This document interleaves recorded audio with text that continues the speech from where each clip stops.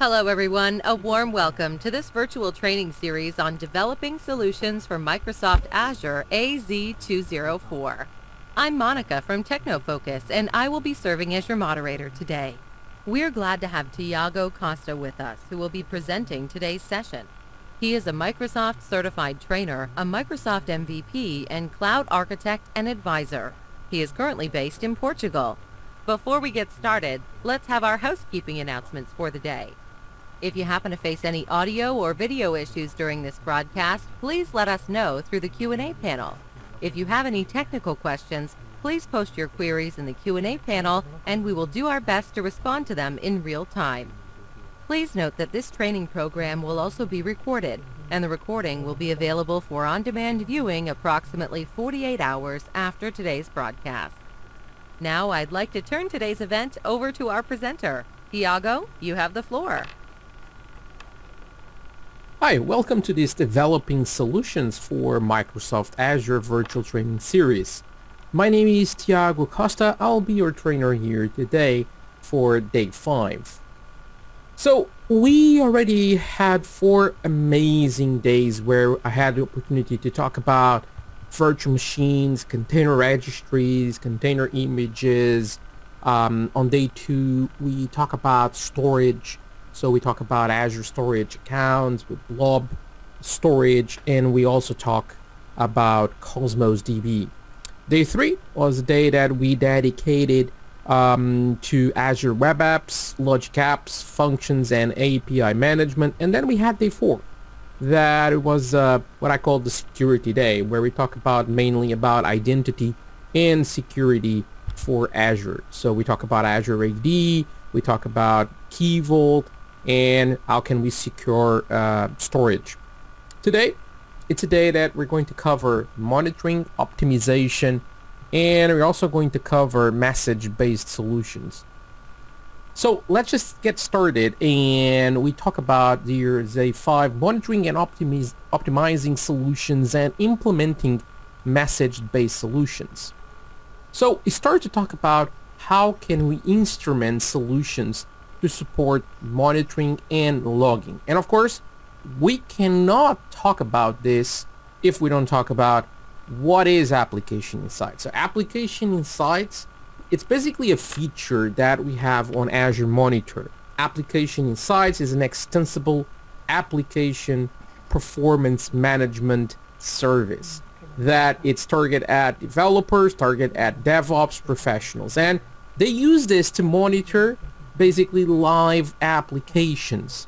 So this will automatically detect performance anomalies and include powerful analytic tools to help us to diagnose some issues that we might have under our applications. So I need to install what we call a small instrumentation package. Usually this comes with like an SDK or application inside. So imagine that we're doing a .NET application. We can just go to NuGet, just get application insights SDK, and we get this. If you have an application that, well, it's not .NET or Java that are the languages supported, or it's let's just say a not so new application, so more of a legacy application, well, you can always install just the agent, and just the agent is just a piece of JavaScript that you just need to put there. Of course, do you get the same? Of course not. So this doesn't go deep into the server side of things, but it still gets you an amazing, a really amazing insights about your applications that, yeah, you can then use it. I use this, for example, for WordPress websites, where I just install that piece of JavaScript with that comes with an instrumentation key. I just need to update the instrumentation key for my application insights instance, and I start to collect basically a lot of data about that application that leads me to improve that application in the future when I see, oh yeah, this is getting like very slow requests here, or I'm getting, let's imagine, some pieces of my application that I'm getting a lot of errors. or a lot of 404s and things like that. So that is great because it will definitely improve my application in the short and medium and even long run. So what does Application Insights monitor? So Application Insights, it's aimed at the development team. It's to ensure you understand how your apping is performing, how it's being used, all of that. So it monitors stuff like you see here on our screen here, like request rates, response times, failure rates. I can find, oh, this page is more popular than the others. Oh, but this one here is more popular, but at a specific day or at a specific time of the day, and things like this. So yeah, you can understand that. You can also understand failure rates. You can see that, well, my failure rates go high when I get more requests. Oh, but maybe I have like a resourcing problem. I need to fix this. So this is the kind of things that we get with this. I also get dependency rates, response times. I also get like exceptions. I'm getting like some exceptions here, okay? You can even get and drill down into the stack trace and understand related requests of why they are failing. I get page views, load performance, AJAX calls, like for all the web pages, rates, response times, and the failure rates of the AJAX calls that we have. Traditional like user and session counts. That's like the traditional, oh, it's X number of users, X number of sessions in my web application. But they're still very, very interesting numbers that, yeah, we always need to understand how many users are we having in our applications. And then I can get performance counters. So if you have a Windows or a Linux server machine that is hosting your application, you can use Application Insights also to get data and metrics like CPU, memory, network usage. So things like this. And of course, diagnostic trace logs. And then one that I really, really love, which is custom event metrics. So yes, I can write in the client or in the server code to basically and then create custom metrics, custom events, and Application Insights will grab them. I can for example create a metric that says how many, let's just say, purchase orders I'm processing per minute. Yeah, that can be, look, it can be a metric. It can be important for your application. So this is the kind of stuff that we can generate with this. So where can you see the telemetric data? So there are several places where I can view this, but mainly like dashboards. Mainly that will be the place where you can see this, and you can basically see a bunch of data from multiple resources. You can then share those dashboards with others. You can just take a screenshot of that, share with people from the team, etc. So all of that, yeah, it's a great place to see this. I can issue queries against my data and then understand, like, I don't want live data. I just want to understand what was the behavior like 1 day ago at a specific basically hour of the day, because I was getting complaints about performance of my application on that specific time interval. So yeah, this is the kind of stuff that we can do there. I can use profile to inspect execution profiles of a sampled request. So this is the kind of stuff that we can have this being generated. And of course, because this is a developer tool, I can also use tools like Visual Studio. So I can see the performance data in my code, and I can see stack traces directly in my Visual Studio instance. So as a developer, you don't even need to leave Visual Studio. And of course, look, if you want to integrate this with other tools, with other metrics that come from other sources like Azure Monitor or even third-party applications, yes, you can also do that. One way is basically just build a Power BI dashboard, and I can basically flow the data into Power BI. So this can be a Power BI data source. Or you have a third-party application that you're happy with it, okay, great, just keep using it. You can also consume all the data using the REST API or using the continuous export. So you can have a bulk export of raw data to a storage account as soon as it's arrived, and then you can connect that third-party tool with this. So look, we have plenty of options with all of this, and we just need to choose what will be the best for my use cases. And of course, because we have all these possibilities, yeah, we have different use cases, and some will lead you to go to one, and others will lead you to go to another.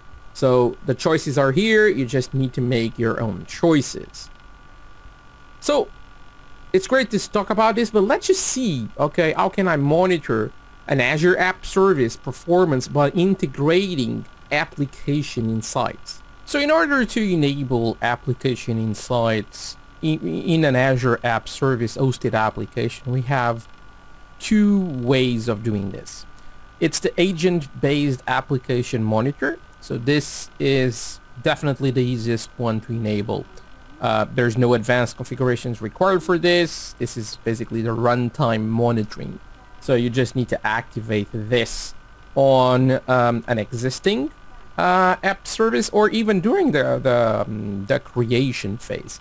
So if I create here a new web application, and let's just search here for web apps, or let's just create here a new resource, and let's just do web app, and I'll just say create. Well, this is the traditional creating of a web app, so I'll just go AZ web, AZ videos.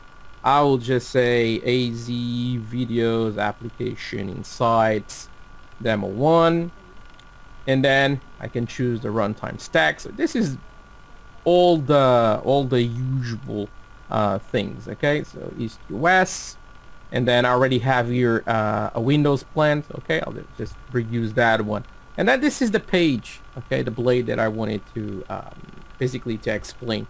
So in this one is where you can see, oh, do you want to enable application insights? Oh yeah, I want that. And it just asks you here, okay, I will create an application insights with this, or you can just select another one that you also have on that data, on that region. I don't have any, so this one here is great.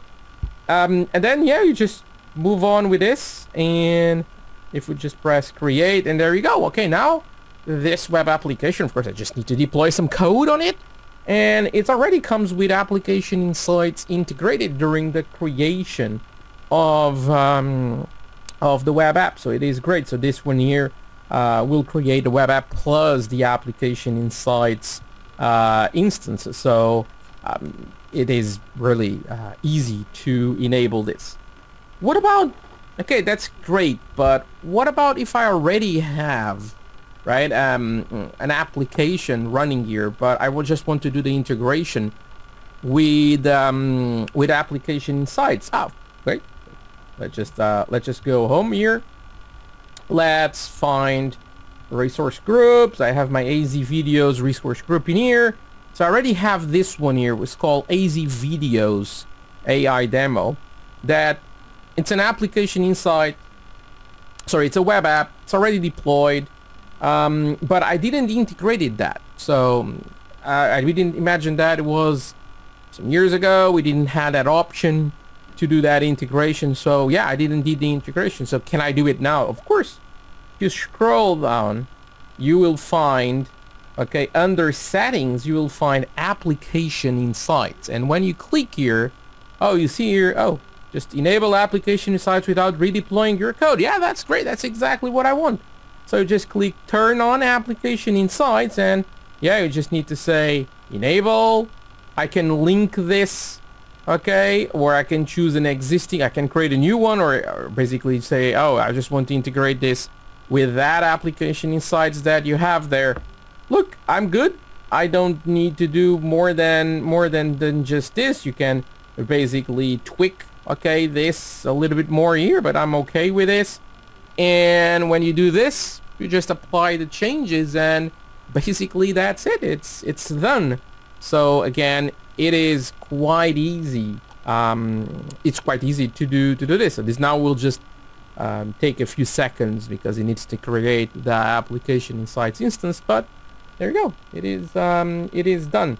So it is quite easy. So if I just now go to application insights, so now you see here, yeah, fully configured, can view application insights data, and then yeah, you go to your application insights instance, and of course I don't have any data because I just created this like right now, but there you go, you have it here, and yeah, you can start to use this application, and of course data will flow into our application insights. So it is pretty cool what we can do with this. We can also collect data using Azure Monitor logs, but how are those logs structured? So data collected by those Azure Monitor logs is stored in log analytics workspaces. Each workspace will contain multiple tables, and each one of those tables store data for a particular source. And we're going to see what kind of sources we can have in the next slide. But while, well, some tables, they will share common properties like usually like a date time and things like that, they also have, and mostly they have, unique set of properties that depend on the kind of data that they store, of course. And so we're going to have this difference. We also, when we have a new workspace, we can also have and query data that comes from log analytics, but also that comes from application insights. And sometimes using Azure Monitor as a whole, we want to kind of query and correlate data that comes from one place with the other. And so we can have a cross-resource query just so that we can analyze application data together with other log data, or even create queries including multiple workspaces, multiple applications. So all of that, yeah, it is possible. So now let's talk about transient faults and what they are and how can we handle them. So we know that all applications, they sometimes communicate with remote services, remote resources. And those are the ones that are sensitive to what we call transient faults. So transient fault can just happen because your application is trying to connect to a remote service, for example, and there is an infrastructure fault. There's like a network issue that it's not allowing you to connect, or you're being throttled, or the server can be just too busy and is basically just not responding. So all of those are possible faults. What makes them a transient fault is that this is a momentary loss of connectivity or a momentary loss of availability on the remote server to receive and handle your request. What happens is that if you just retry a few seconds later, a few minutes later, well, yeah, probably, okay, your application will be allowed to connect and the remote server will respond as a normal way. So we need to build applications that can be transient fault handling. So this means that we need to write code that can handle those short outages on remote services. So in order to do this, we have like some what we call like general guidelines.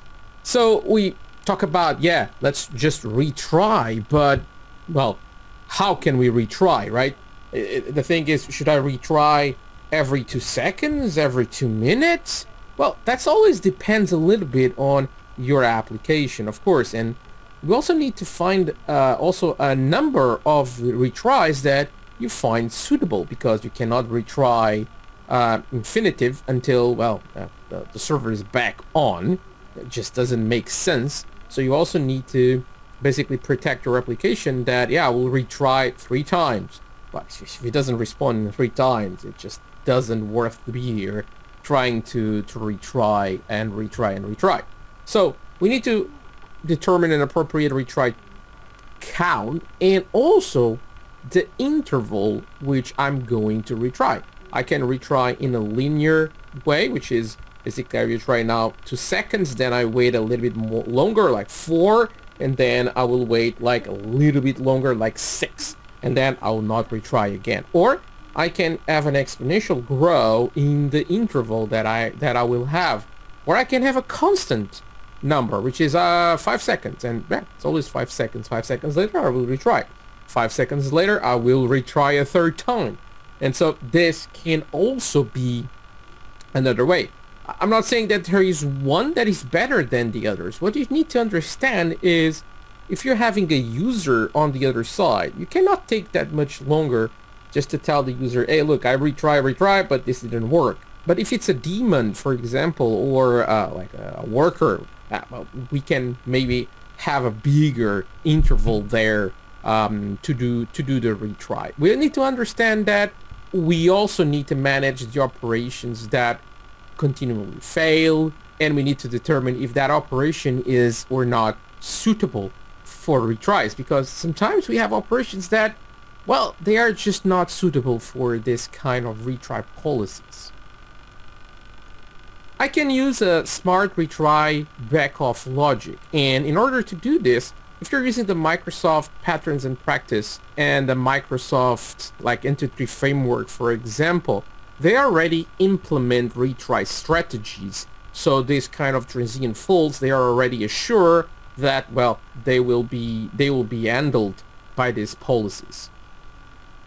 Another way, if you want to implement this yourself, you can also use what's called a circuit breaker.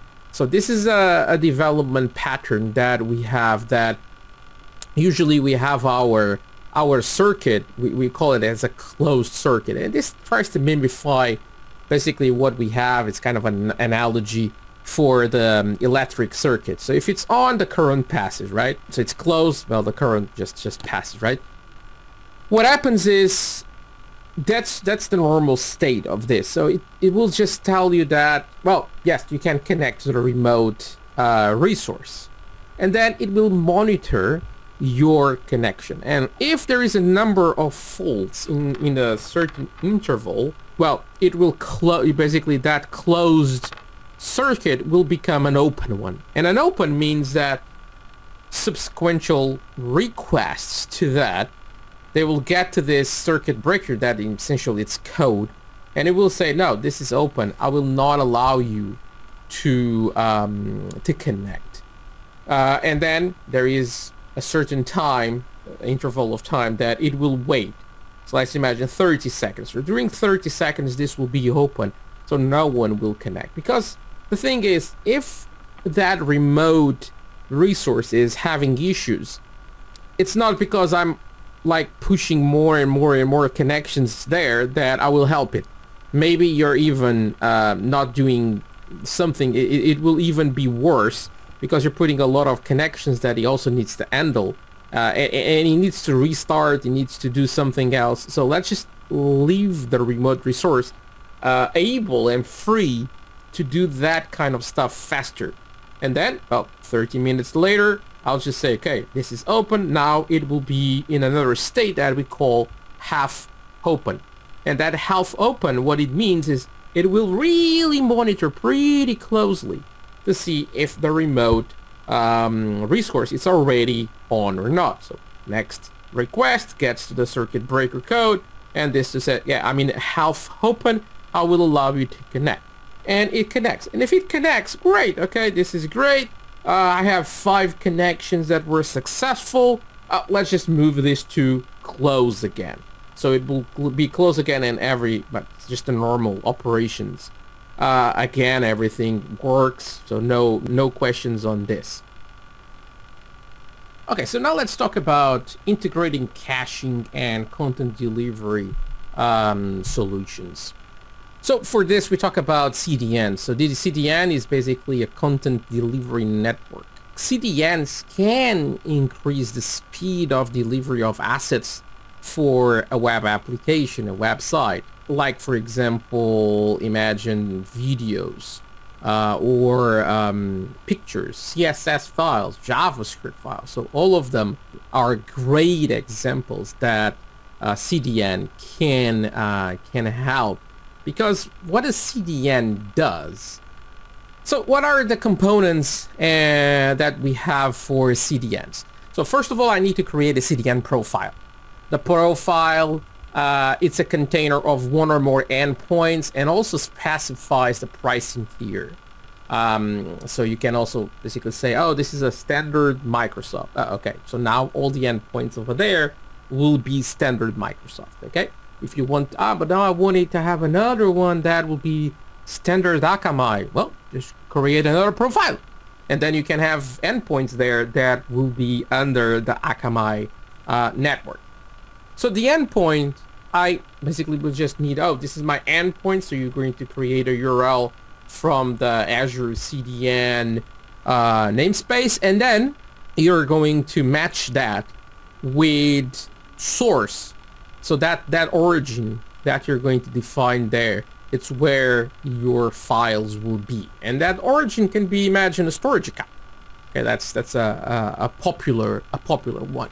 I can also have then pop propagation times. That's important to understand, because if I create this now, a CDN now, and if it's a standard Microsoft, it will take around 10 minutes to propagate. If I do a Verizon Premium, usually it's also around 10 minutes to propagate. But if it's an Akamai, it's just usually under a minute. It's more than enough. But this is just the first time. It's not that important, to be honest, on a running basis, because after you create this, it's done, it's created, and 10 minutes later, oh, it's up and running, and you don't have this problem anymore. But it is important to explain this, at least at the first place. So with this, let's just do some demos, okay? And first demo, it's about deploying a static website to blob storage. Then we're going to basically using a content delivery network to publish a static website. And then we're going to update a website and republish to a content delivery network. So let's just do those demos now. Okay, so now it's time to create your static website via a storage account. So for that, first of all, I'm just going to create your storage account, and I'll just say AZ Videos. That is a great place to be. AZ Videos CDN demo. Let's just see if this one is available. It is available. Let's just choose your local redundant storage. I want all the other stuff will be just basically the standard stuff when creating an Azure storage account. And now let's just wait a few seconds to see my storage account created. Here we go. So now if I just go to my storage account, and if I scroll here under settings, I have this static website. I'll just say enable. I'll just say this is index HTML. Error page can be basically 404 HTML, and I'll just save this. So now that this has been saved, if I go to containers, you see there's this container here, $web, where I need to upload here my static website. So I already have here a demo static website, which is basically just index HTML file and a picture. Just basically shows a little bit of a text, and it shows that that picture. So if we go back here, if we go to static websites, and if we copy this primary endpoint, and if we now open this, there you go, yellow Azure, and you see the picture, just like I said, small text, okay, and a picture, basically a static web application. But of course now we have this URL here. This is in West Europe. I might have people all across the world wanting to basically check my website. So how can I scale this, right, to all that global scale that we are talking about? Well, I can create an Azure CDN. So for that, let's just create here, I'll just say CDN, and I will click create, and I can now call this, for example, AZ Videos CDN. That'll be my profile, I just say, yeah, look, let's just put there in the AZ videos bit, and I'll just choose standard Microsoft. And now I can just even create the CDN endpoint, okay, straight away in here. So I'll just say AZ videos CDN. This seems to be available, and I'll just say, hey, it's a custom host name, and I'll just grab that custom name over there. There you go. So I just need to fix this in here. There you go. And let's just create. So now, creating the profile, it doesn't take that much time, to be honest. It's quite fast. The only issue is that then it takes around 10 minutes, okay, to propagate this across all the pop locations in the world. So after this is created, we should wait around those 10 minutes basically to make this so that I can show you this here build. So let's just wait a little bit for the creation of this. That will be the first, okay, the first phase, waiting the creation of the CDN, and then we need to wait around 10 minutes. So let's just do that now. Okay, so fast forwarding here around 10 minutes. Let's just see if we have our Azure Cdn here created. So we go to AZ Videos Resource Group, and we should have here our profile, and in our profile, there you go, we have our host name. So if we just try now this origin here instead of the one that was from the Azure storage account, this one here, there you go. Okay, you should return this, and this of course will have a lower latency than the previous one, because basically, well, we have it, we are using the pop location instead, going straight to the Azure data center. Now let's just check the picture and the HTML file that I have here locally.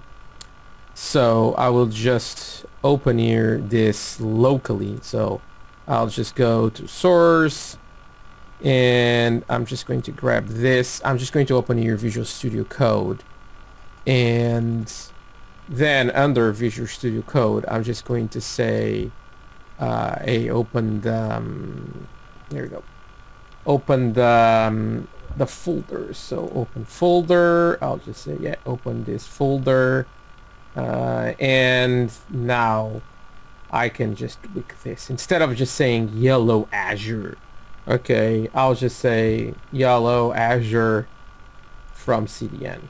Okay, so let's just tweak this. Now I'll just go to my AZ Video Resource Group. I'll go to my storage account.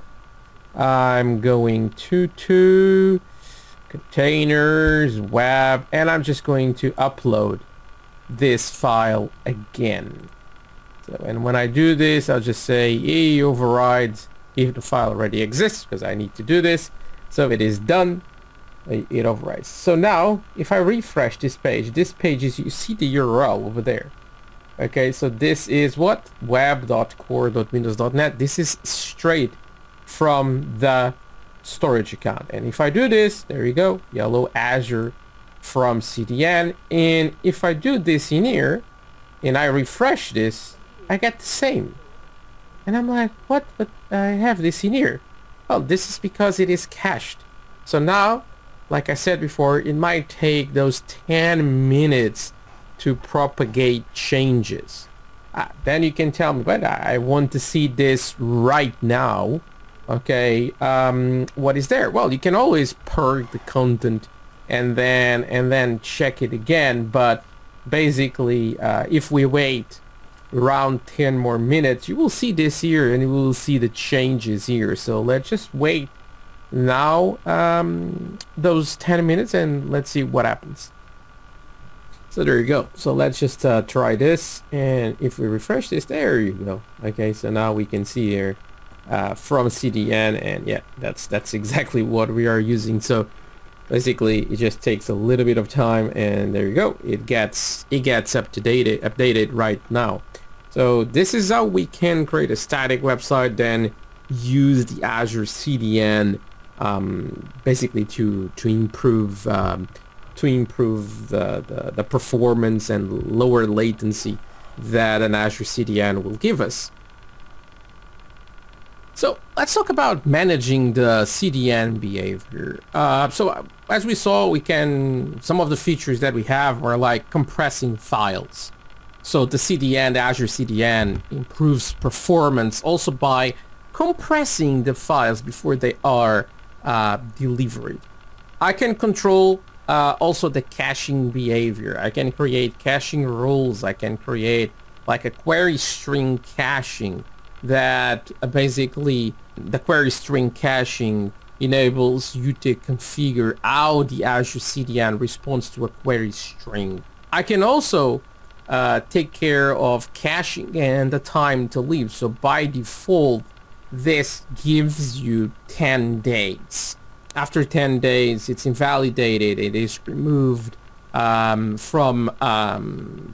the network. But of course, you can always tweak this. I can have sometimes large optimization files like a day, for example, or I can do media streaming optimizations, and I can go up to 1 year if I want to do that, because those files just don't change. It's a video, so the video is the video. So it's really weird, okay, if that video will change. Okay, so things like this you can just put up to 1 year. I'm just saying a video, but of course it could be some other content. Talking about updating content, sometimes you can also do the purg, and I can just go and just say, hey, I want to purg everything, or you can just say I want to purg only that path or only PNG files. Look, you name it. There's like a bunch of options over there, and of course I can do geo filtering, so I can block or allow content for specific countries. So that's also something that I can do. So let's do a demo exactly on that. How can I customize and manage the Cdn behavior?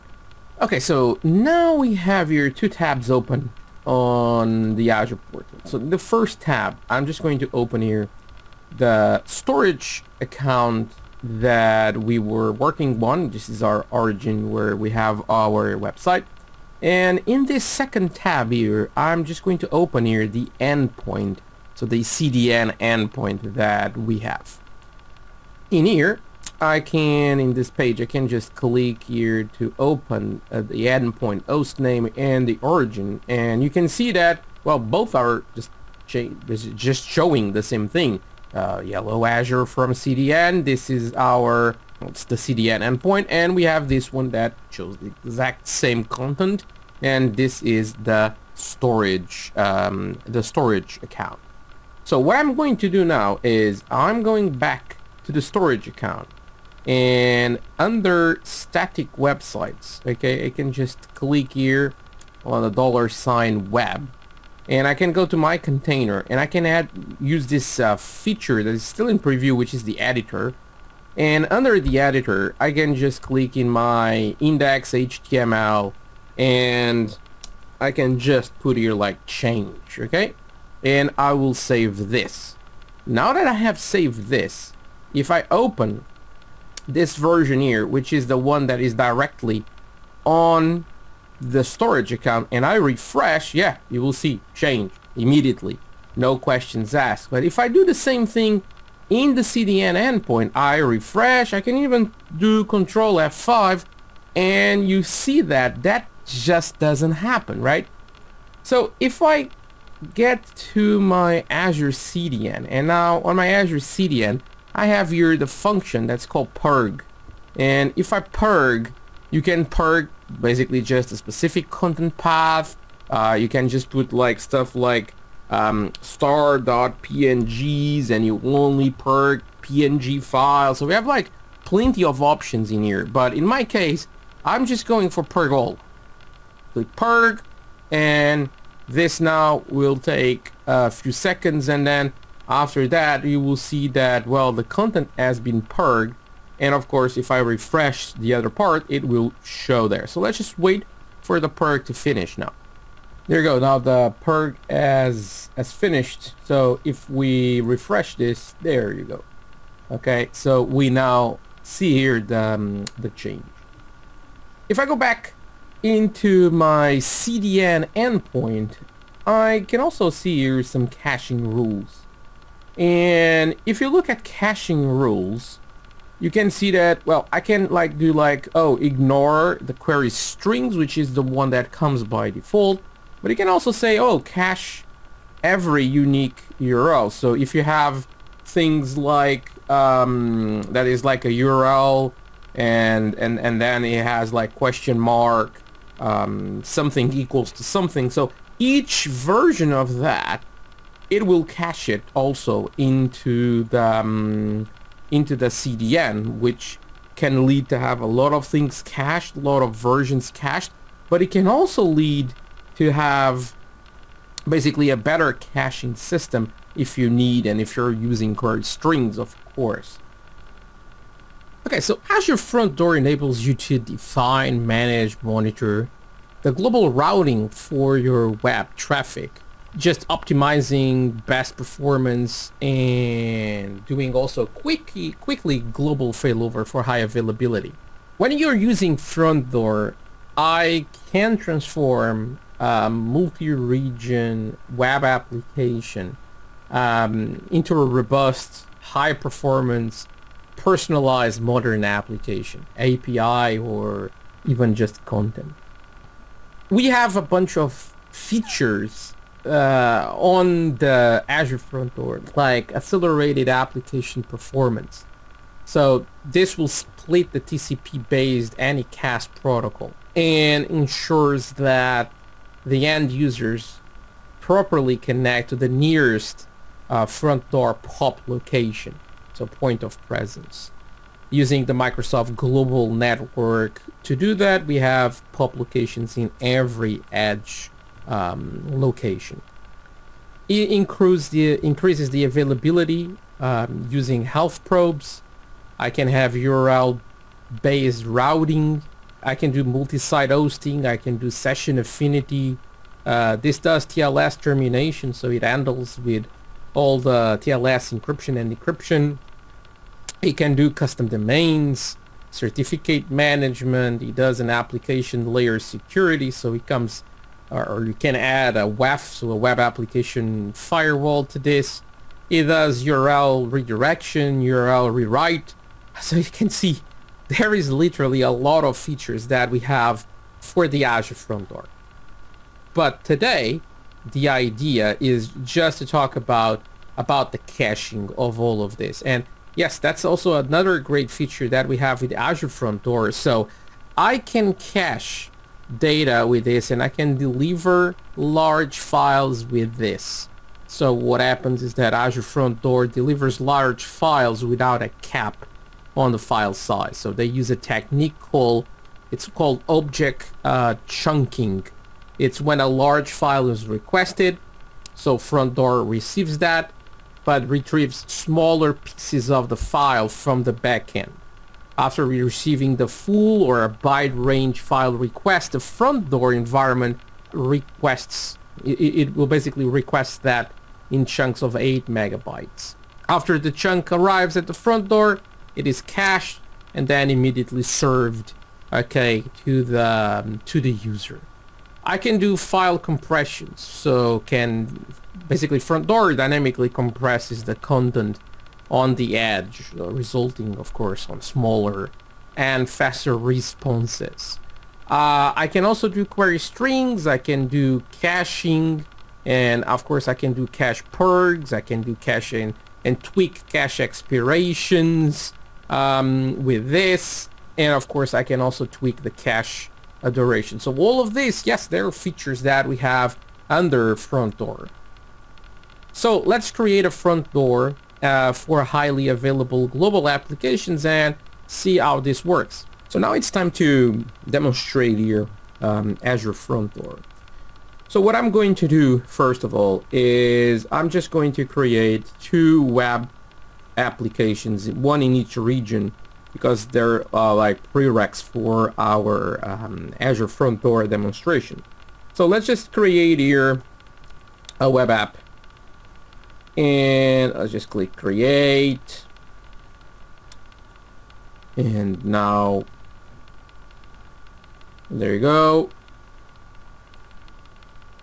So I'll just create here a resource group called AZ videos front door. Okay, and I'll just call this AZ videos US. I'll just say .NET 3.1, yeah, Windows, and I'm just going to drop this here in East US. And of course, this will just ask me, hey, what is the plan? And I'll just say AZ videos front door. This will be the plan. And yeah, standard, it is great. I'll go for monitoring. Under monitoring, I'll just say I do not want any application inside, or let's just create application inside. Let's just leave this one. And I'll just click create.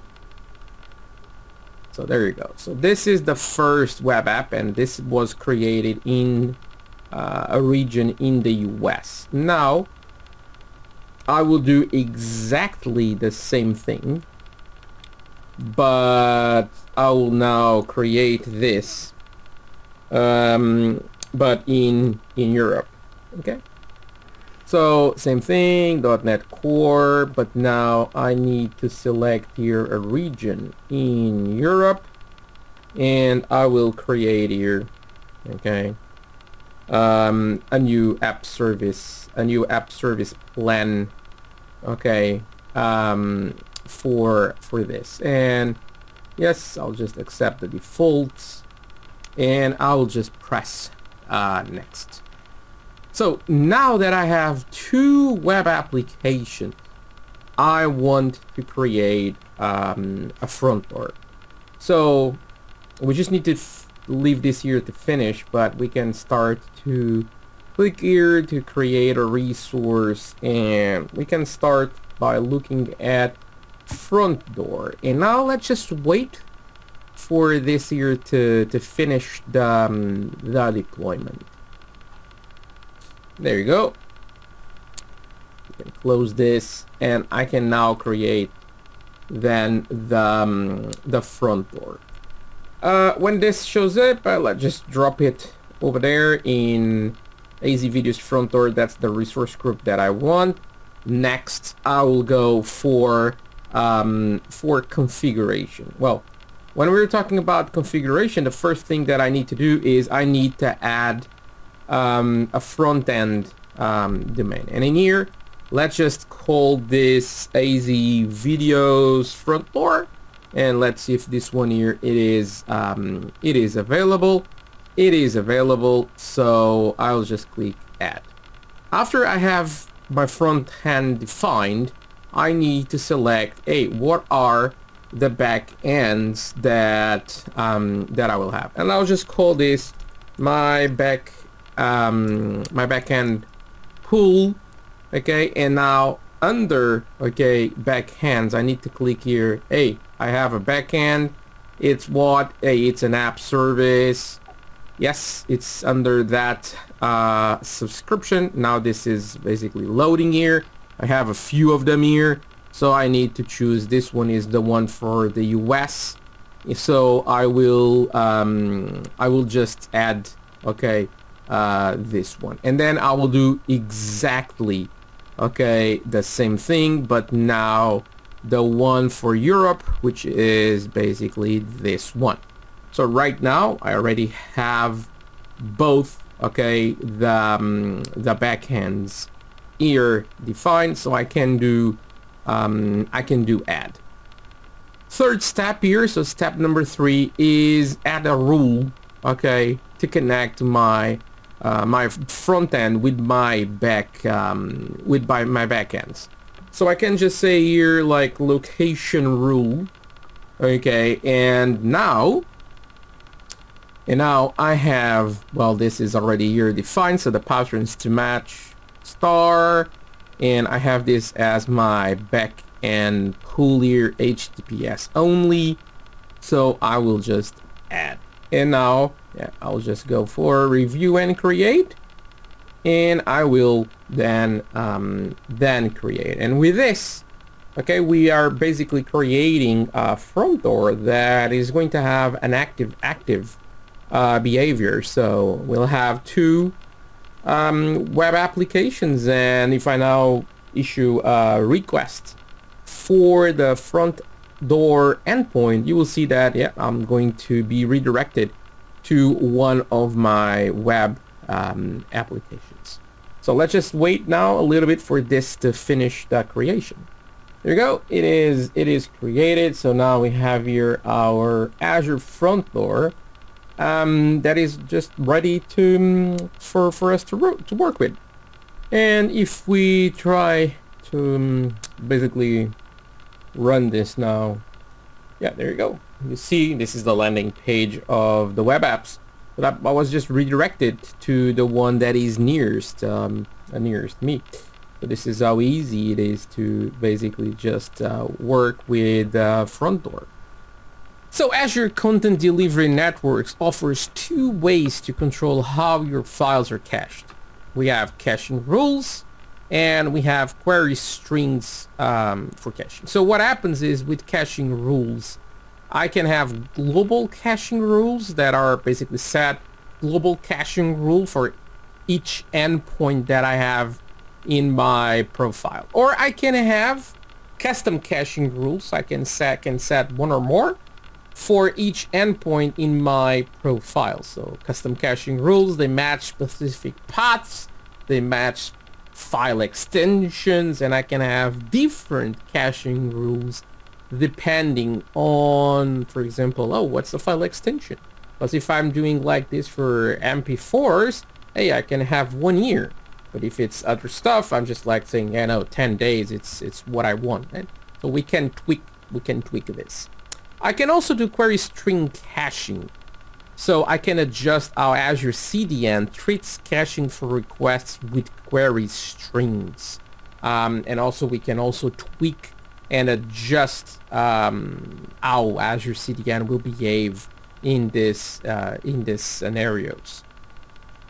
So let's just do a demo where we're just going exactly to do that. So just let's set up and see how Cdn caching rules work. So let's see how I can tweak the caching rules of our Cdn. So I'll just go to my Cdn endpoint, and if we go to the rules engine, so I have here for the global. So global means this will be rules that I will define for all the paths for this endpoint. And I can click here where it says add action. And as you can see here, so I can just select basically one of the actions that you have here, like cache expiration. I can tweak this for, like, for example, the cache behavior to be bypass cache. This means it will not cache. It will ignore origin provided cache directive headers. I can do override. Override will ignore the origin provided cache duration. And I can see set if missing. So this will honor origin provided cache directive headers if they exist. Otherwise, it will use the provided cache duration. I can just say basically this here, like bypass the cache or override, and I can just say, hey, I want like 10 days or hours or minutes or even seconds. And of course, this will always depend on the type of content that you're caching. But of course, sometimes you're like, okay, I wanted to do this, but Tiago, I want to do this just for a path. For other paths that I have in my endpoint, I want to have different rules, different actions. Okay, yeah, for sure, we can do this. So on the top, we can click add a rule. We need to type this like a name for this one. Let's just say demo rule. And then I can add a condition, and the condition can be, hey, what's the device type? what's the HTTP version, but I can also do like query strings, and I can also say here, what is the URL path? So, and if you say here, oh yeah, the URL path, okay, equals to, and then I'll just say like images, for example, okay, oh great, so now I will add an action, and my action will be, for example, hey, override this, and I want this for like 30 minutes.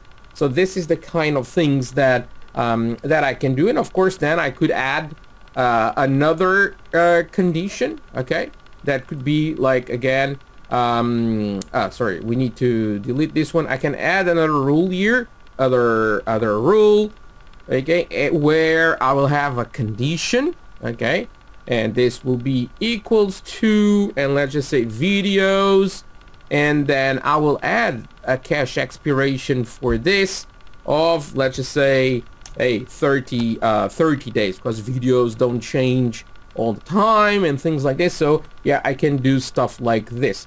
So, and then this, we just need to save this. This will take a few minutes to kick in, but after that, yeah, there you go. You have basically created here specific, okay, caching rules per paths. So, and of course, you can see here, there's like plenty of conditions and plenty of actions that we can also tweak this more. This is just a short demonstration on the potentials that we have in here.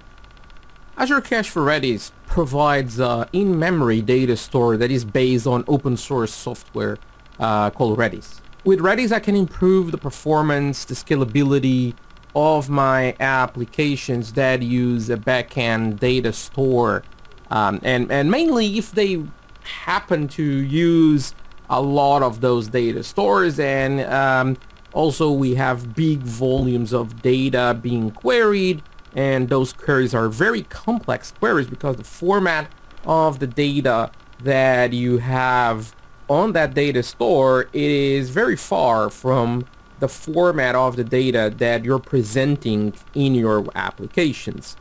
So with Azure Cache for Redis, this is basically Redis as a service that is totally managed by Microsoft. So it provides a secure and dedicated Redis server instance and a full Redis API compatibility. This is, like I said, fully operated by Microsoft. We don't have to worry about this. We just need to write our applications with that will just go to the API of Redis the same way as you're used to do that in a traditional Redis environment. Some key scenarios where this can be massively interesting. So like I said, this provides an in-memory data store based on Redis. It will bring a critical low latency and high throughput data store solution for your application. So where can I use this that will be interesting? Which scenarios I can have this? Well, when you need to do data cache, right? So databases, they are often too large to load directly into cache. So we can use like cache aside patterns to load in the cache only what you need and not the full database. And also the format of that database, usually it's not the format of the data that you're presenting on the web application. Content caching, so many times web applications, they are generated from templates. They use static content such as header, footers, banners. That static content usually doesn't change that often. So I can use in-memory cache to provide a quick access to this. Session store, so this pattern is commonly used when you have like a shopping cart, for example, and other kind of user history, and you want to store the session data. So this is great when you have multi-instances. You really need to have something like this. We have job and message queuing. That's also another part of this. And of course, distributed transactions. So applications, usually they require a series of commands against the backend data store, and they need this to basically execute as a single atomic operation.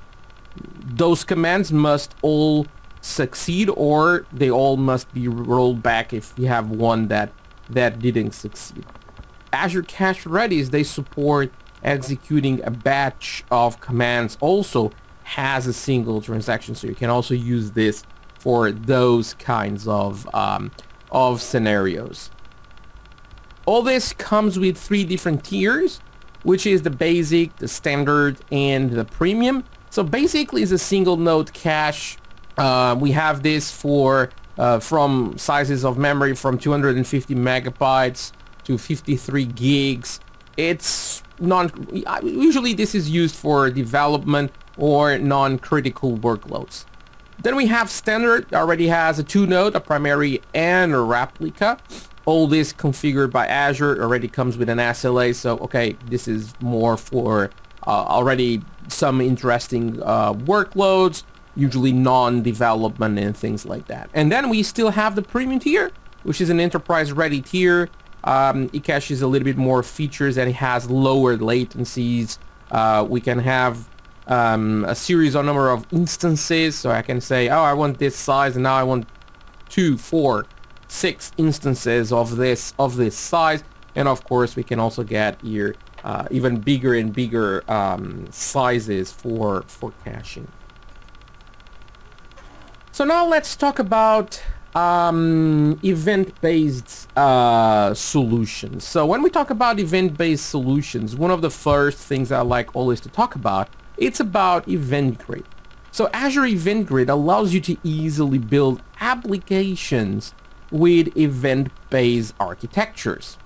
First, we select the Azure resource we would like to subscribe to, and you see there a bunch of event sources. Can be a blob storage, can be an Azure resource group event, even media services, IoT, Signal R, app configurations. So all of those could be sources. And then I give the event handler or a webhook endpoint to send that event to. So the event grid basically has built-in support for all sorts of events coming from Azure services, as you could see there, and also has support for a bunch of event handlers like a webhook, but also just calling straight away a function, a logic app, or just put this in the queue, in a storage queue, call an Azure automation runbook. So all of this, it will be in here. So understanding events, so this is what we need to understand, is that we have the event, which are basically the data messages that are passing through the event grid, and they describe what is taking place. Then we have the source, which is basically what is the service, right, that is responsible for this. Then we have the topic. So the topic is the event, that topics that categorize those events into groups. Then I have the subscription. So I can have event subscriptions that it will define which events on a topic I want to handle and who wants to receive them. So who is the handler? And the handler is basically also referenced as the subscriber, and is the basic component here that will receive the events from the event grid. So the events will be forwarded to that handler. Why we choose event grid? Well, mainly because it's simple, it's straightforward to connect sources with subscribers. It's really easy to use. I can also do filtering with this. So I can have, oh, I want to subscribe that, but only messages in this time interval, or only messages that have certain conditions. So I can do all of that. Then we have the fan out. So I can subscribe to an unlimited number of endpoints to the same event and topics. This is reliable. And of course, the payment, the pricing model of this is pay per event. So it's the true serverless mode on this. So Azure Notification Hub provides an easy to use and a scale out push engine. So this enables you to send notifications to any platform like iOS devices, Android or Windows devices. And of course, you can send all of this to all these platforms from any backend. We can do this in a .NET backend running on cloud, or another basically language or framework running on the cloud, or even running on other clouds, or even on-prem. So notification hubs works great for both enterprise and also in consumer scenarios. Some examples could be sending breaking news notifications to millions of users with super low latency, send a location-based coupons to interested user segments, push promotional content to applications to engage or market to customers, send codes for multi-factor authentication, notify users of enterprise events like new message, a new work item was created, so things like this. How does this work? So push notifications that we have here, they are a form of an app to communicate with the user. And imagine that you have a mobile application, and well, the mobile application it's not actively on the screen, so the user is not actively interacting with this. He already did. You put an order, and then the next day your order, for example, has been shipped, and you want to notify the user about that. You can always send like an email or things like that, but that's not like real time, because you send the email, right? But will the user read the email right away? Oh, probably not. But if you send a push notification, yeah, it will get like a toast notification on top of the phone, and there you go. And we can have that. Those push notifications, they are delivered, okay, through what we call the PNSs. So the PNS is basically the platform notification system. That, of course, it will depend if you're doing this for Apple devices like iOS, you use the Apple push notification service. If you're doing this for Android, it's called Firebase Cloud Messaging, or you can also use for Microsoft devices the Windows notification service. And if you use push notifications, so Azure push notifications, we only have one code base, because I just need to write code that goes to the push notification, and then the push notification service will use its own code to reach the Apple notification, the Android ones, and the Windows ones. So you don't need to write specific code to each one of them. And also, you have the scaling taken care of, because basically this will just take care of all the scaling concerns and how to send those messages and things like that. So it will handle all of that for you. Integration that we have with this with app service mobile applications. So in order to facilitate a seamless and unified experience across all the Azure services, the app service mobile apps has built-in support for notifications using the Azure notification hubs. So the app service mobile apps, this one offers highly scalable, globally available mobile applications backends. So with this, let's do a demo, and let's create an Azure notification hub in the Azure portal. Okay, so now it's time to create a notification hub. So let's create here a resource. Let's just type notification hub. It should show up here, and now we can click create. When we see this script, we just need to say, hey, let's just create this resource under that resource group. Now I need to type here a name for my notification hub note space. So I'll just say here notification hub namespace, and then in here I'll just say AZ videos. I can choose your location. I can also change the tier, and you can see there is the free tier, but I also have a basic and a standard that of course includes more capacity and more features. But for this demo purposes, the free tier is more than okay. So I will just click create. And now this is the deployment. It's in progress and it shouldn't take long. This is just a couple of seconds and it's good to go. So let's just wait here a little bit. And there you go. Okay, we have this created. So if I just go to the resource, so this is my notification hub, and you can see here settings for the Apple notification services, Google, Windows for Windows Phone, also for Amazon and Baidu. So all of them are here, and we can configure each one of them. Then, in order to connect with the notification hub, we need to create your policies, and we already have 2 policies here that we have the endpoint, so we just need to use the SDKs and basically copy these policies.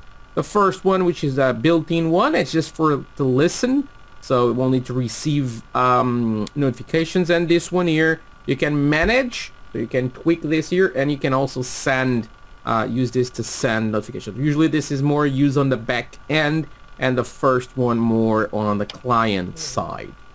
So this is basically our notification hub. I can also, and you see that I have created a namespace. So if I just go back here home, and if I, for example, if I go to resource groups, and I'll go here to our AZ videos, you can see here that this is my notification hub, but I also have the namespace. I can go to the namespace, okay, and you see here, oh, there's an AZ videos notification hub, but I can also add another hub in here, and I can just say AZ videos 2, for example, and I can create this. And now, yeah, this will take, of course, a few seconds to generate and to deploy this, and I will have here a second notification hub under the same namespace. So as you saw, I didn't have much to decide. It was literally just the name. So what about the region? What about the pricing tier? Well, all of those are settings and properties of the notification hub namespace. So if you need another notification hub that will be under the premium tier, well, you need to create another namespace. Or, hey, I need another one, but I don't need it in West Europe like this one is here created. Okay, I will need this another one to be, okay, in another region, like let's imagine East US. Okay, so again, you need another namespace in that case. And so there you go. So this is how easy it is just to create your notification hub. So Azure Event Hubs, it's a big data streaming platform and event ingestion service that is totally managed by Microsoft. So again, same conversations, the managed service, I don't need to manage that. I just need to focus on developing my applications. Event Hubs allows you to receive and to process millions of events per second. So this is for data streaming scenarios, real-time analytics, and of course some of the use cases of this will be like fraud detection, application logging, live dashboarding, transaction processing, user telemetry, and even connect this together with IoT devices. This is totally scalable, so you don't have to worry about scalability because it is totally fully managed by Microsoft. So they will scale this in the back for you. So you can start with data streams in megabytes and grow to gigabytes or even terabytes.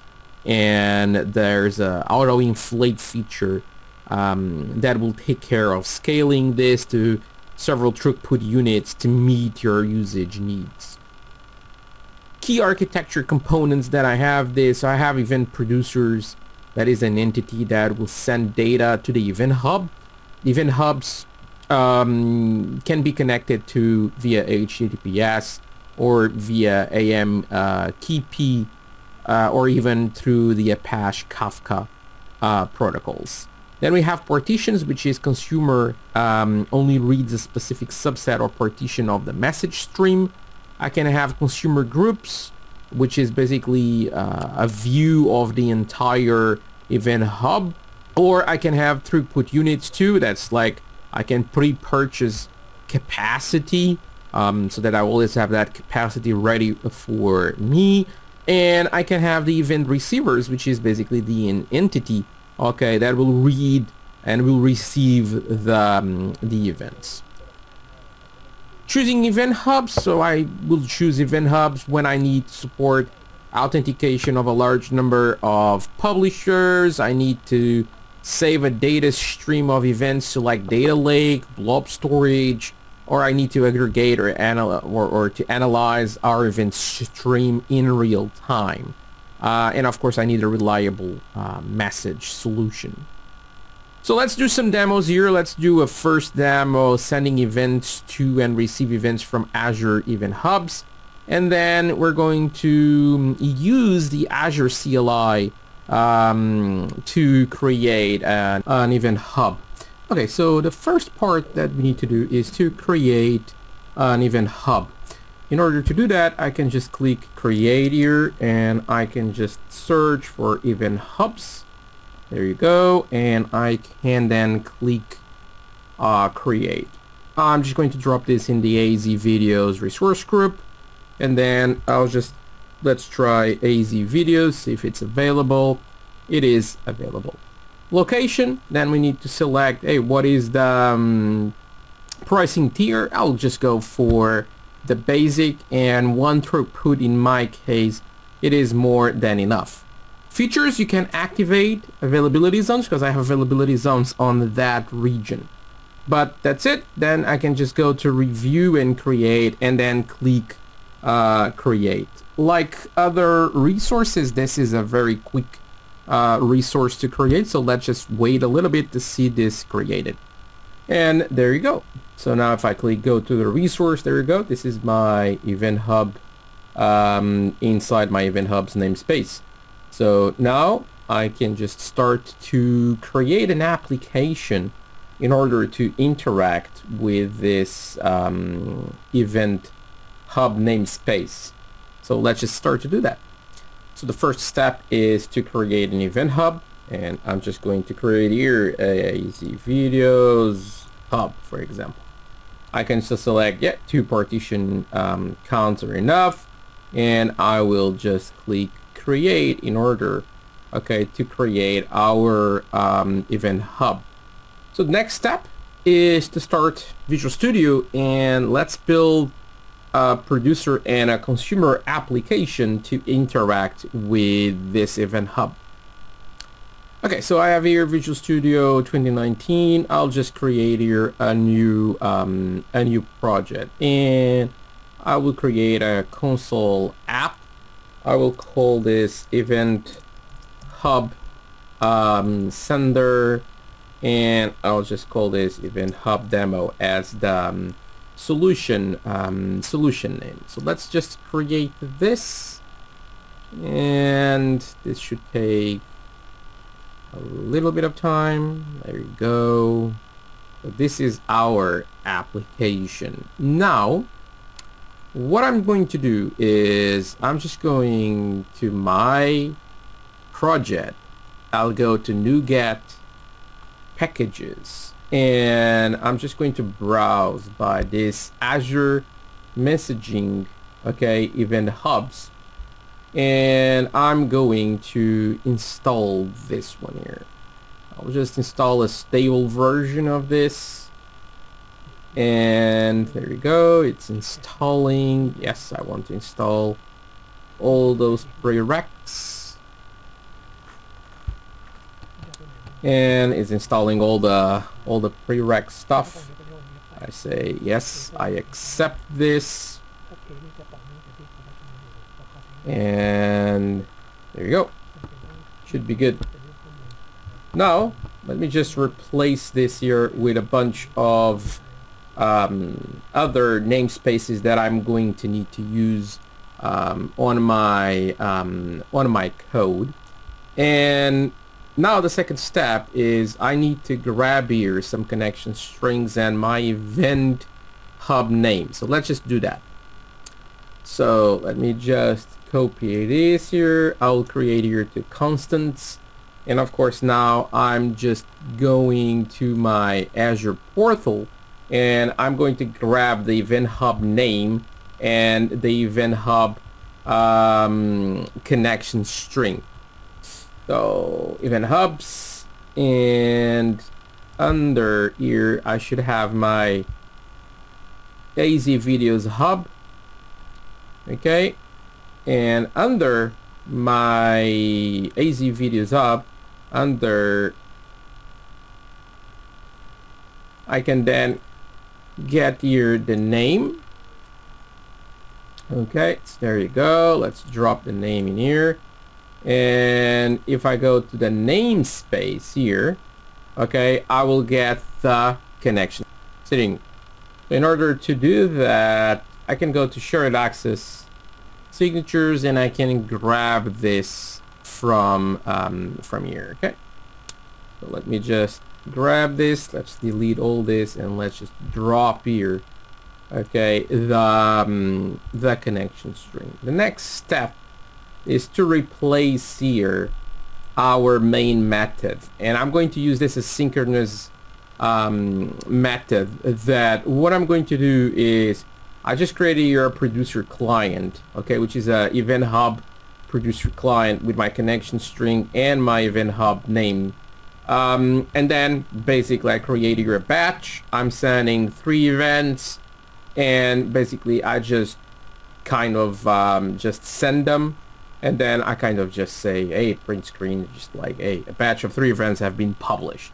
So a pretty simple implementation. So let's just run this. Okay. And I'm just doing Control F5 to run this. And there you go. Everything run without any problem. Okay. If we get back to the Azure portal, and I go to the overview, so you see here, look, so I get here some movement here, right? So I get like here some requests that I got from this call.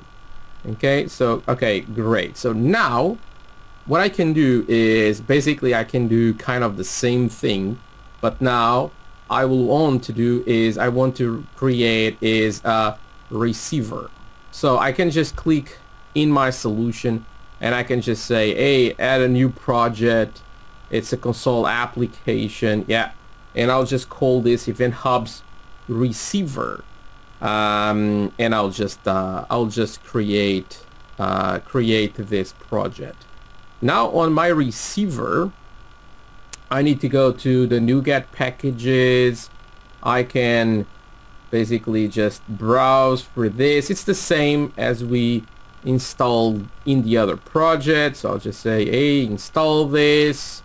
No, yes, okay, and I accept.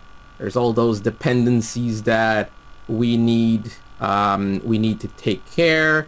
And this also needs another one, okay, which is this Azure Messaging Event Hubs processor.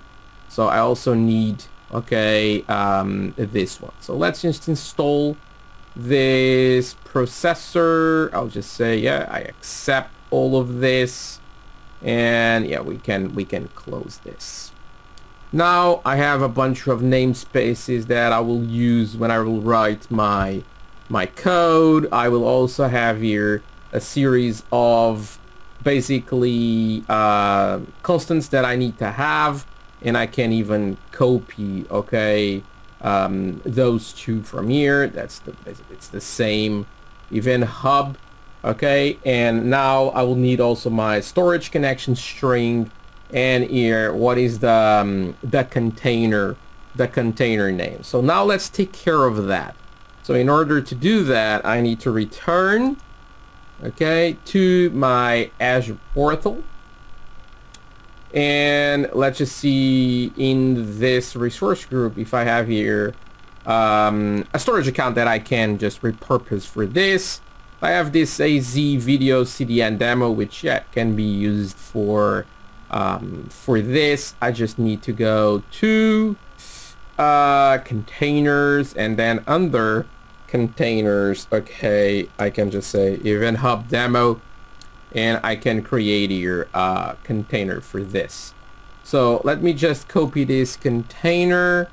So this is the name here of the blob container, and now I just need the connection string for this storage account. So I can use here the primary one, and there you go. I'll just drop it in here.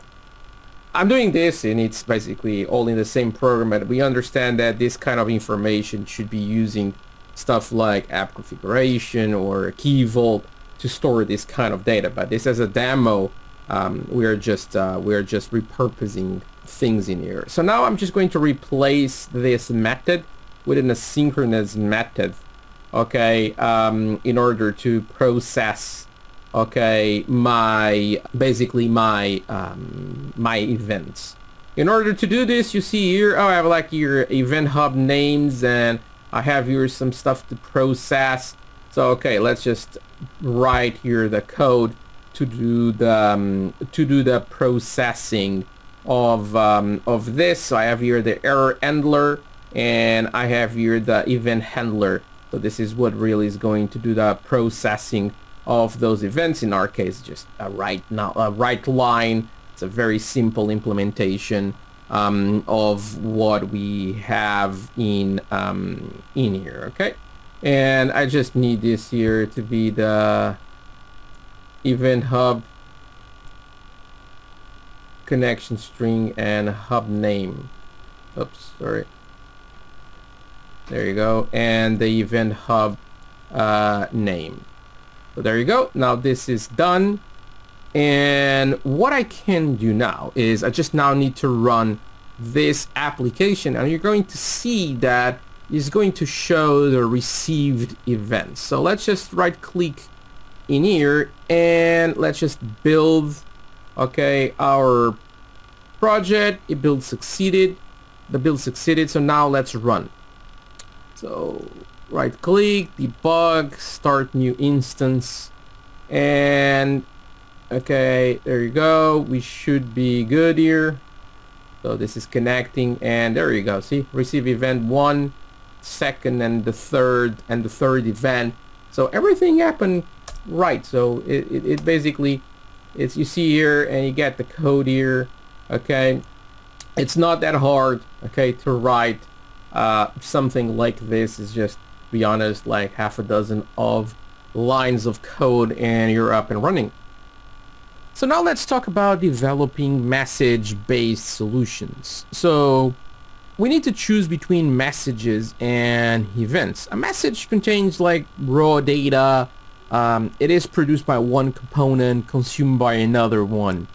And the message is the data itself. When an event usually are lighter weighted than messages, most often they are just for broadcast communications, and we have publishers and we have subscribers, and it is just the event data, what happened. But I don't have the data. I still always need to query about, well, what is the data, and then act on that.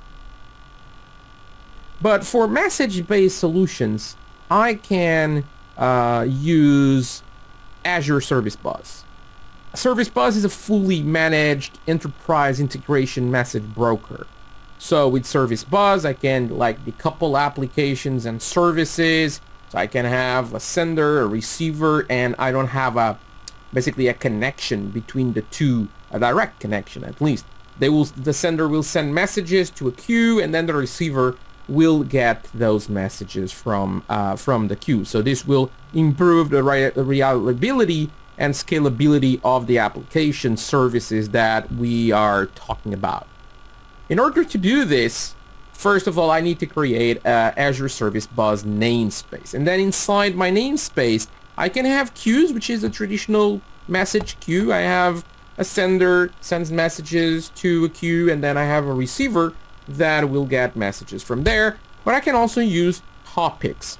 So topics, I will have a sender. The sender will basically push messages into the topic.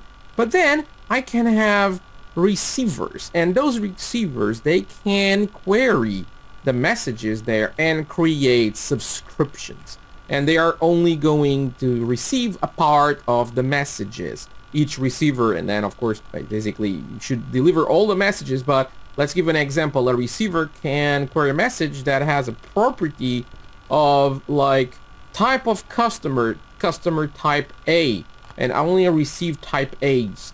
And then you have another one that is called customer type B, and will only receive and takes care of that. So you can use this a topic to do this. Service Bus comes with a bunch of features, like message sessions. We guarantee FIFO, so first in first out, is guaranteed on Service Bus if you use sessions. So you have to activate sessions on this. I have auto forwarding, I have dead letter queuing messages, I have scheduled deliveries, I can do transactions with this, I have client libraries ready to work with the security protocols, geo disaster recovery. So duplicate detection is a great one, a great feature that we have. So we have really good features on Service Bus. So with this, let's just do a demo and let's implement Service Bus topics and queues, and then let's just write a little application where we can see how we can interact with this. So now let's create a Service Bus queues and topics. So let's start with a Service Bus namespace. So if we just say, hey, Service Bus, so this will create what we call a Service Bus namespace where all the queues and all the topics will be hosted. I'll choose the resource group. I'll call this AZ Videos Demo, for example. There you go. And now I can choose the location, and I can choose here, okay, what is the pricing tier that I want. I click Review and Create. I will click Create, and this is how we create the Service Bus namespace. So now let's just wait a few seconds for the Service Bus to be created, and now we're going to create the queues and the topics. There you go. Our namespace is created. I can just go here. You see AZ Videos Demo Service Bus namespace. Now in order to create a queue, just click plus queue, and I need to put here a name for this. So I'll just call this sales messages. Then we have here a bunch of different settings that I can define. In my case, I'll just click create in order to create my queue, and basically that's it. Okay, I have a queue created.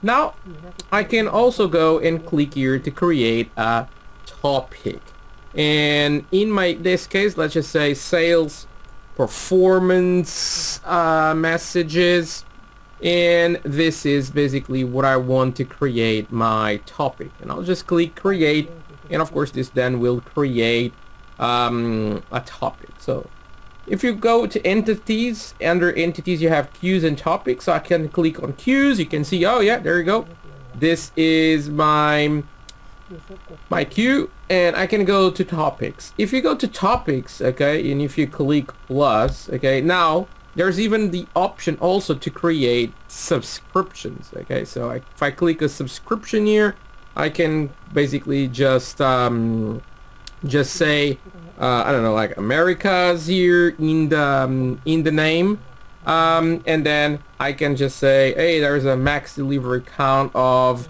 100 for this, and then I can just click create. So I just created basically here a subscription, and I just said, well, basically has a max delivery count of 100 for this. So you see, basically this is how we can create a Service Bus namespace, then a queue, then a topic.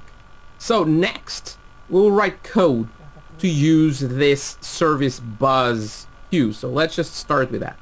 So in order to just write the code, I will just go to the Cloud Shell that I have here, and I'm just going to clone this small project. And now if we just open the start folder of the project, there you go. If I just open Visual Studio Code inside here, the Cloud Shell, I can then just basically tweak here the project to my need. So if now I open the private message sender, and I'll just open here this, I have here the connection string for my service bus. So in order to do this, I'll just go to my service bus namespace. I go to shared access policies. I have the root, and I can query, and I can just copy this from here. There you go. And I just drop this over there, and now I save basically this this file in here. I need to do the same thing, but now for the receiver. So under the receiver, I have here also the connection string, and I'm just going to do the same thing. Now let's just go to the private message sender, and if we scroll down, we have here basically the send, okay, sales message async, okay, and I need to basically first of all create here a queue client. So I'll just say yes, queue client, it's going to be equal to new, and then I can just call here, okay, the queue client, and then I can pass here the service bus connection string and the queue name. That's another variable that I have here too. Okay, that's basically in here. Okay, sales message and the connection string. So now I have a queue client. So now I need to create and send a message. So, and I can just write here like string, okay, message body, and my message body will be something like, okay, this is a demo message, okay, something like this. Okay, and then I can create here a variable that will be my message. It's equal to new. Okay, then there is an entity call message, and I'll just call encoding, okay, for this. It's encoding to UTF-8, okay, dot get, okay, bytes, and then I will just write that message body that we had over there, and we basically do this. So I can also basically just write this, display a message that is just saying that, hey, I'm basically sending, I'm sending the message. Okay, so we could just do your console dot, okay, write line, and I can just say sending, okay, message, and we can just say basically here, well, let's just do like this, and let's do like this here, okay, and I'll just type here message body. I just copy, okay, and we can do something like this. So it will just say that, yeah, I'm sending this, right? But now I need to, yeah, properly send the message. So in order to do that, I can just say here wait, and then call my queue client, okay, and I can call a method call send, okay, send a sync, and I can now say yes, I want to send that message. So this will send the message. So basically I just need to encode this to UTF-8 and then just call a send async method. So there's nothing that fancy, okay, in order to do this. The only thing that I need to do more is I just need to do await, okay, and I just need to say qclient.close basically async, so that it closes the connection to the service bus. Okay, so there you go. Okay, so now that this is done, let's just save. Okay, let's just save this. And okay, if I just go here, I can just do .NET, okay, run, and I want to run this project, which is the private, okay, message sender. And if I do this, well, that's basically it will connect there and it will send this message, okay, into that service bus queue. Let's just see this. So there you go, and you see here that the message has been sent. So now that the message has been sent, I can basically do the same thing, but now for this message receiver. So in here, basically, I can now just write code for this bit. So let's just do that. So the bit now here is create a queue client. We need a queue client in here, okay, and then we need to find the register message handler, which is this, and we need to delete this basically not implemented exception from there, and we need to add this. So this is the message handler options. I'll just say max concurrent calls equal to 1, autocomplete, okay, equals to false. And now I need to register the message handler. So in order to do that, I will just add this qclient.register message handler, so that I can basically do the registration of that. Now we go to the process messages async, and we kind of do the same thing. So I will just delete, okay, this bit here, and I will just do here console read line, okay, in order to process the messages.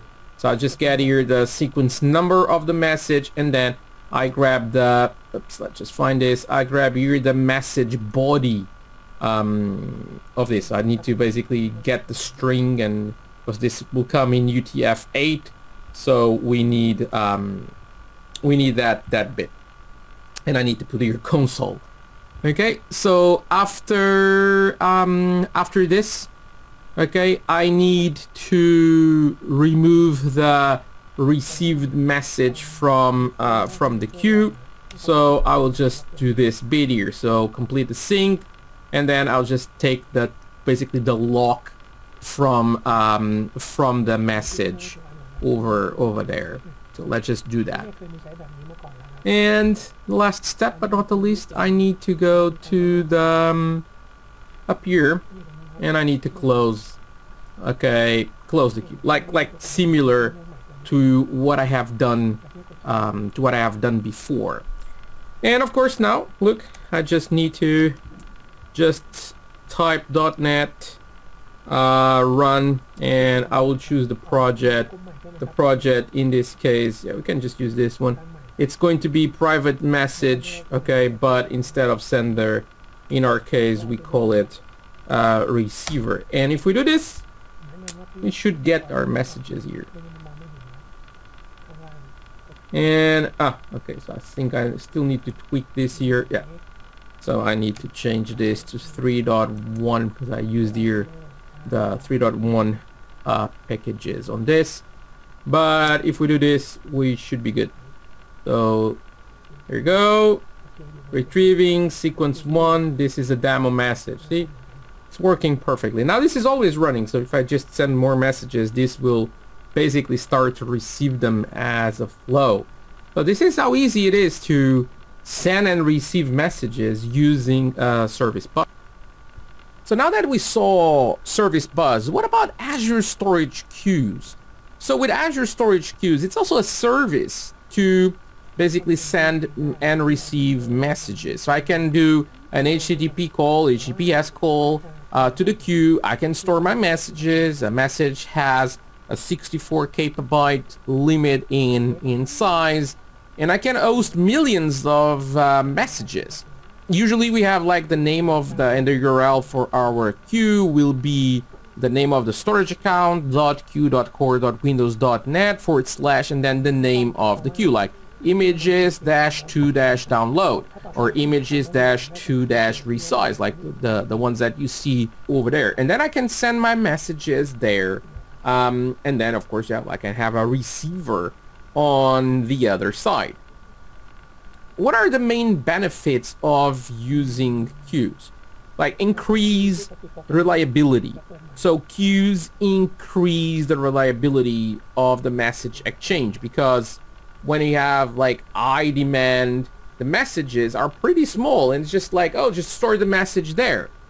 And you don't need to send this to a receiver that still needs to process the message. Then we have message delivery guarantees. Is that queuing systems usually they guarantee the delivery, okay, to basically needs to guarantee that the messages are going to be delivered. And then for that we have, well, kind of two big options, which is at least once, at most once. Because delivering at least once means that, well, you're sure that it's going to be delivered, but it might be delivered more than one time.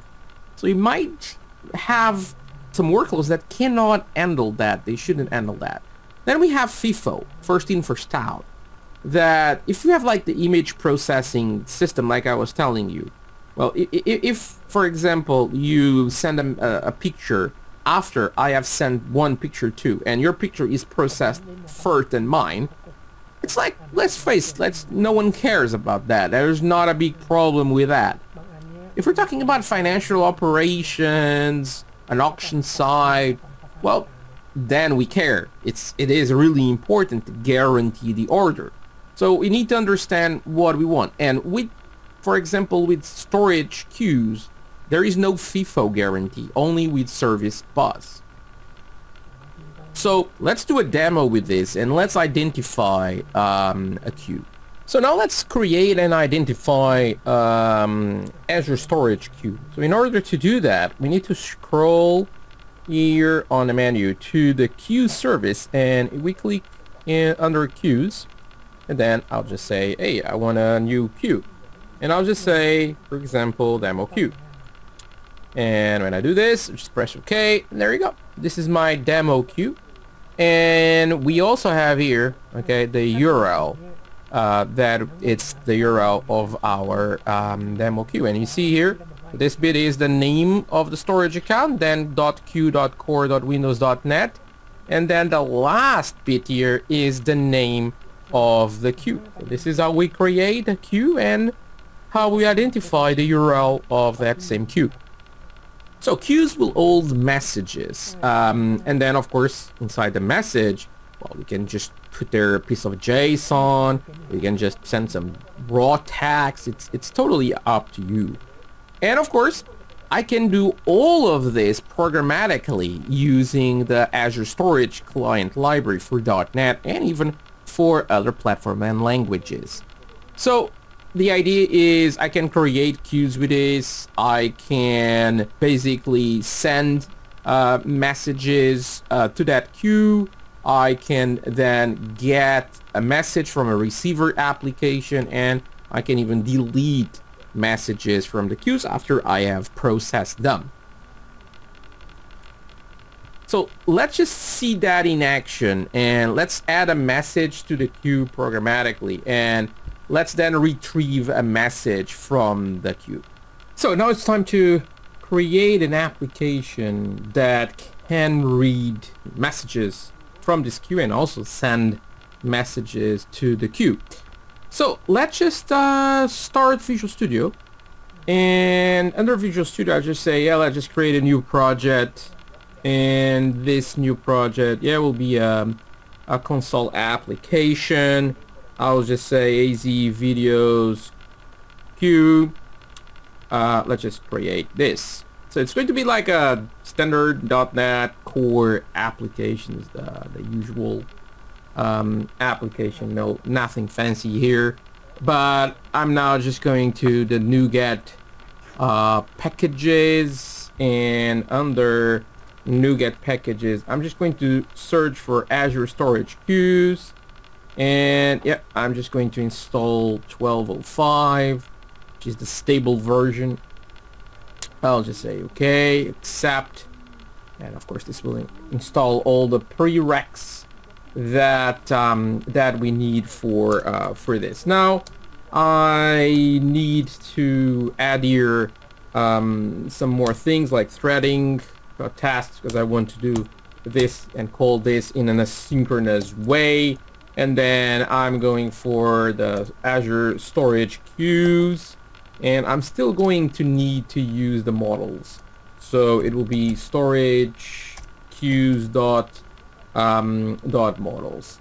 So after this is done, I just need to tweak this here. So I'll just say, so this is a sync, and I'll just say here, yeah, main, and I'm missing here a task. Okay, there you go. So now that I have this here done, so the first thing that I need to drop in here is going to be like a connection string, and this will be basically a connection string to my storage account. So let's just go back here to the storage account. I'm going to access keys, show the keys, and I will copy here the connection string, and I'll just drop it in here. I will call this again. Of course, this should not be done like hard-coded in the code, but this is just a demo. This is why I'm doing like this. Now I need to put here basically queue client. I will call it queue. I'll just say equals to queue client, and I'm just going to pass my connection string, and I need to pass a string with the name of the queue that I will have. So let's just go back to the Azure portal. Let's scroll down queues, and you see I already have this demo queue here ready. So this is the one that I'm going to use in here. Even if, for example, let's imagine this didn't existed, you could always do stuff like queue dot create if not exists, and this will basically, like the name of the method says, it will create that queue if that queue didn't existed. If it exists, it will not touch it, and that'll be all. You know, I can just say here queue dot send messages sync. This is how you send a message. It's like super easy, and then you can just type something like this. This is a demo message. So a message in Azure storage, it is literally just a string. Okay, so now let's just put here right line under the console, just to inform us that, hey, the message has been sent. Okay, something like this. Okay, so now with this code I can send messages, and that's it. Now of course I need to receive those messages. So in order to receive those messages, I can create here, okay, a variable which will be an array, okay, of messages. And so let's just say retrieved, okay, messages, and I'll just say equals to await, and I'll just say queue dot receive, okay, messages async.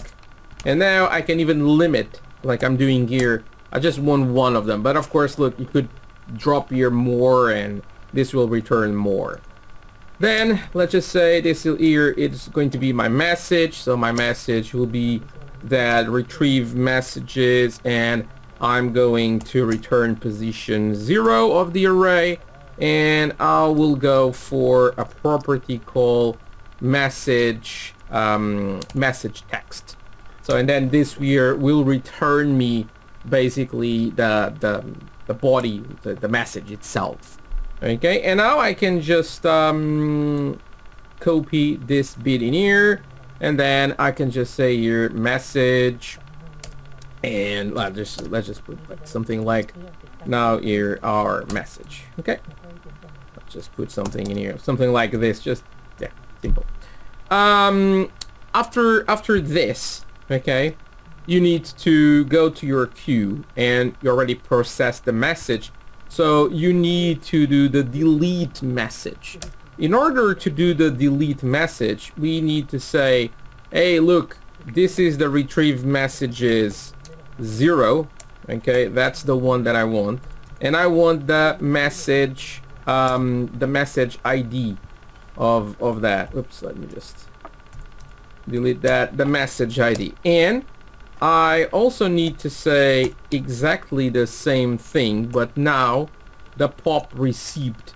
So and then this is the way that we have, okay, to delete the our message. And now I can just say, hey, message deleted. Okay, something like this. And of course I can just delete this bit in here. We don't need that bit anymore. So now let me just put here console.readline on this. Let me put here a breakpoint here. Okay, and now let me start this. And if we start this, we can see here, let me just drag this, and let me just open the console. So you see there, message has been sent.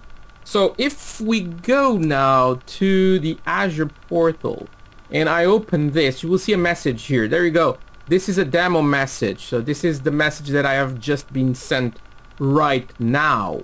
And if we go back to this bit here, okay, and I'll just say, hey, keep the code going. Okay, now we can see here, okay, so this is a demo message. So yeah, the code read the message, and the message has been deleted. Okay, great. So now if we return to the Azure portal, and of course I refresh this, there you go. Okay, you see our message has been deleted from the queue. So you see how easy it is, and how simple. It's just 8 lines of code, and you build an application that can send and can receive messages. So now let's talk about the Microsoft Certified Azure Developer Associate certification. So in terms of Azure certifications, we have certifications that are role-based today. And we have 2 levels, which is the associate and the expert level. On the associate level, as you can see, we have roles for an Azure administrator, an Azure developer, security engineer, and so on. On the expert level, we have the Azure Solutions Architect and the DevOps Engineer. We also have the specialty that is for very specific workloads, like, oh, I'm doing SAP in Azure. Yeah, there you go. You have a certification for you that's called Azure for SAP workloads. Or I'm doing IoT and I'm a developer and I do IoT things. Well, that's the Azure IoT developer. So those are specific for very, very, very specific workloads. And I also have the fundamentals, which is the Azure fundamentals. A great certification to start with Azure, to be honest. And then we have 2 others, which is the AI and the data fundamentals, that basically they are also pretty good, but more specific on the AI and on the data platform bits. But today we're here to talk about the Azure developer. So the learning path for the Azure developer is really simple. You have 5 big topics to cover: implementing security, develop Azure compute solutions, monitor, troubleshoot, and optimize Azure solutions, develop for Azure storage, and then connect and consume Azure third-party services.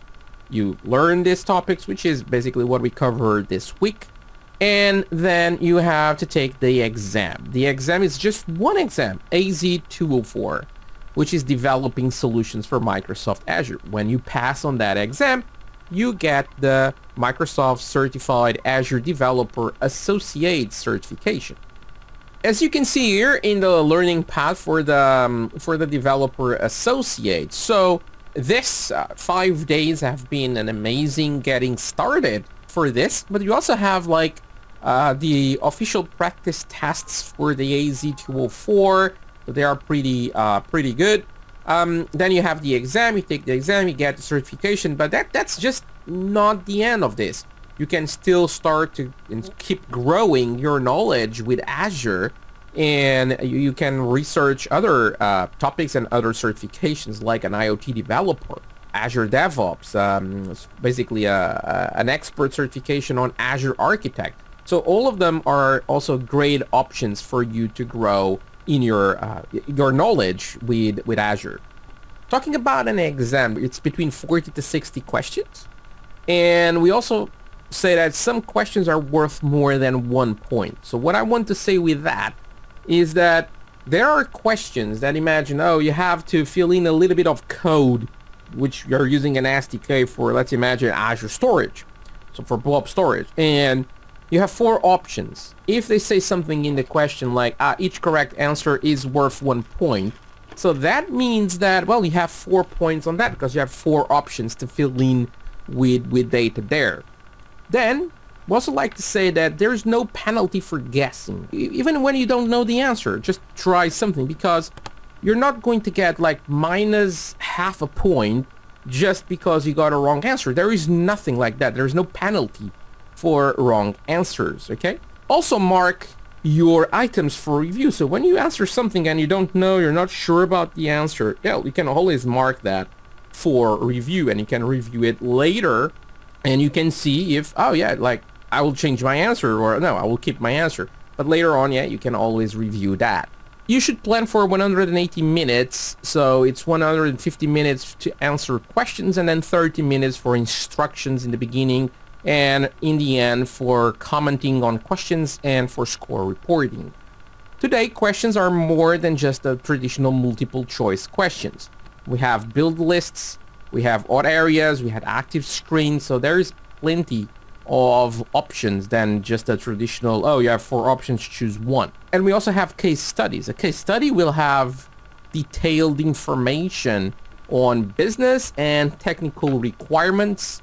They're going to talk about a large piece of tax around a company, they have this problem, all of that. And then when they are going to make the questions to you, they're going to make questions that are very small, usually, those questions, because most of the data, in order for you to be able to respond, it will be under the case study data. So you need to really read pretty well the case studies in order to have the data to respond to the questions. In terms of exam objectives, so those are the five objectives that we have. And we have the weights here. So what do we want to say with that weight is that developing Azure Compute Solutions, so 25 to 30% of the questions should be expected to be around that topic. It's not guaranteed, it's just an expectation, okay? Then storage, 10 to 50, and so on. So you can look at this and you see that clearly there are 2 big areas that are more important than the others, which is compute solutions and basically Azure services and third-party services. So yeah, you should give special attention to those bits. There is the recommended certification, so the AZ204, that's the basically developing solutions for Microsoft Azure, a great exam to take. Hope you enjoyed this 5 days. It was amazing to be here, but this is clearly not the end. You have so much more to learn, so you can go to aka.ms/learn, and you can find several courses here that are free to use that will help you on your journey through Azure. So hope you enjoyed this virtual training series. My name is Thiago Costa, and it was a pleasure to be here with you. Thank you for sharing your knowledge with us today. I hope our participants will really benefit from it. And a very big thank you to all our participants for being there with us throughout this series. Also, as an additional resource, let me remind you that this series on developing solutions for Microsoft Azure AZ204 will also be available for you to watch on demand at aka.ms/mpn/VTS. You can also download the list of upcoming VTSs and register for those in advance. We wish you all the very best once again. Goodbye.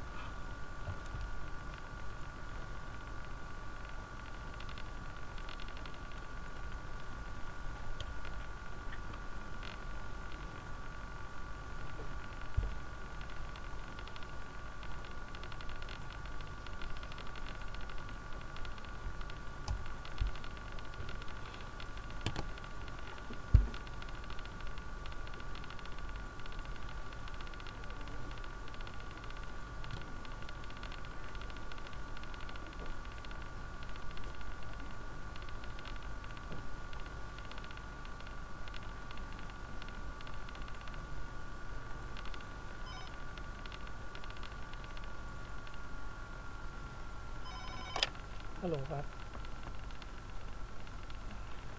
พี่อยู่ข้างล่างใช่ไหมครับเดี๋ยวผมจะไปอธิบายเรื่องในหน้ารีเควสที่ทำงานเรื่องการแอปพูครับคือตอนนี้ระบบตัวคือตอนนี้ถ้าเกิดพี่กดตรงออโต้แอปพูปุ่มบนนะครับพอระบบมันจะทำการออโต้แอปพูมาเสร็จแล้วมันจะปิดหน้าจอไปให้พี่อัตโนมัติเลยครับตอนนี้มันจะมี2ลิงก์นะมันจะเป็นของใหม่โอเคทีนี้ถ้าพี่ใช้ลิงก์ข้างบนถ้าเกิดพี่กดแล้วปุ๊บเนี่ยสิ่งที่เกิดขึ้นคือมันจะออโต้แอปพูมาที่อัตโนมัติเลยนะครับโอเคเปิดพลังที่เกิดก่อนโอเคครับ